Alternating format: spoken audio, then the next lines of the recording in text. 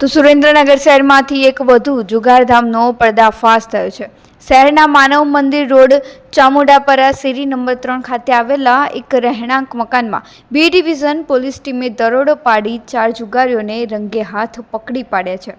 પોલીસે 3 પત્નીનો પૈસાની હાર જીતનો જુગાર રમતા આરોપીઓ પાસેથી રોકડ રૂપિયા 10,120નો મુદ્દામાલ જપ્ત કર્યો છે।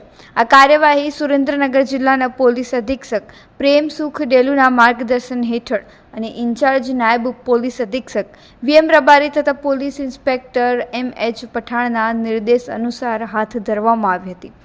પોલીસને મળેલી ચોક્કસ બાતમીના આધારે આ રેડ હાથ ધરવામાં આવી હતી, જે દરમિયાન ભૂપતભાઈ ગાંડાભાઈ કાગડિયા, ભરતભાઈ માંગાભાઈ તરેટિયા, મનસુખભાઈ દેવજીભાઈ પરમાર અને કાળુભાઈ વજાભાઈ સિંહોસ એમ 4 ઇસમોને પોલીસે પકડી પાડ્યા છે। જ્યારે આ ઘટનાને પગલે સુરેન્દ્રનગર બી ડિવિઝન પોલીસ સ્ટેશને જુગારધારા હેઠળ આ ઇસમો વિરુદ્ધ ગુનો નોંધીને આગળની કાર્યવાહી શરૂ કરી છે।